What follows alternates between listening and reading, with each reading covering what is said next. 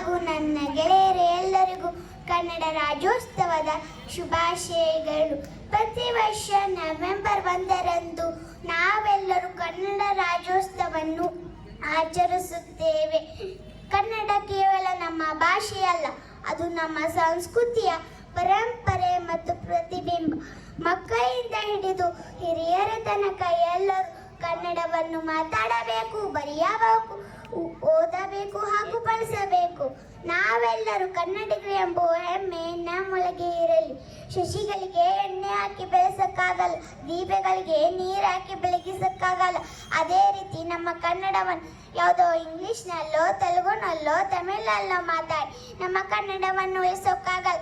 ನಮ್ಮ ಕನ್ನಡವನ್ನು ಉಳಿಸಬೇಕೆಂದರೆ ಎಲ್ಲರೂ ಕನ್ನಡವನ್ನೇ ಮಾತಾಡಬೇಕೆಂದು ನಮ್ಮ ಕನ್ನಡದಲ್ಲಿ ಅದೆಷ್ಟೋ ಕನ್ನಡ ಕವಿಗಳು ನೆಲೆಸಿದ್ದಾರೆ.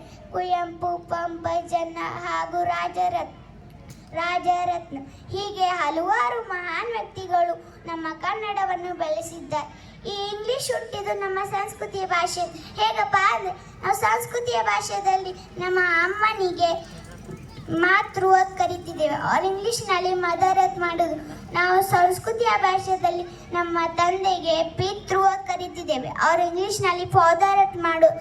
ಇಡೀ ಪ್ರಪಂಚದ ಲಿಂಕ್ ಲ್ಯಾಂಗ್ವೇಜ್ ಆಗಿರುವ ಇಂಗ್ಲಿಷ್ ಇಡೀ ಪ್ರಪಂಚದ ಎಲ್ಲ ಜ್ಞಾನವನ್ನು ತನ್ನಲ್ಲೇ ಬಚ್ಚಿಟ್ಟುಕೊಂಡು ಮೆರೆದಾಡುತ್ತಿರುವ ಇಂಗ್ಲಿಷ್ಗಾಗಿ ಭಾರತದಲ್ಲಿ ಹೆಚ್ಚು ಮಾತಾಡುವ ಈ ಹಿಂದಿಗಾಗಿ ತನ್ನದೇ ಆದಂಥ ಸ್ವಂತ ಲಿಪಿ.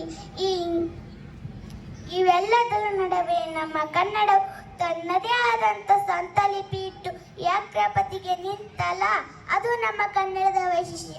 ಕನ್ನಡ ನನ್ನ ಮನಸ್ಸು, ಕನ್ನಡ ನನ್ನ ಕನಸು, ಕನ್ನಡಿಗ ಎಂಬುವ ಹೆಮ್ಮೆ ಸೊಗಸು. ಕನ್ನಡಿಗರ ಬಾಯಲ್ಲಿ ಕನ್ನಡ ಬೆಲೆ ಇಲ್ಲದು ಹೋದರೆ ಹೇಗೆ? ಕನ್ನಡ ಗೌರವವನ್ನು ಉಳಿಸಬೇಕೆಂದರೆ ಎಲ್ಲರೂ ಕೈ ಜೋಡಿಸೋಣ ಬನ್ನಿ ಎಂದು ನನ್ನ ಪುಟ್ಟ ಭಾಷಣವನ್ನು ಮುಗಿಸುವುದು. ಜಯ ಕರ್ನಾಟಕ, ಜಯ ಕರ್ನಾಟಕ.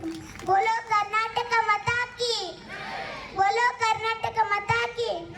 ಧನ್ಯವಾದಗಳು.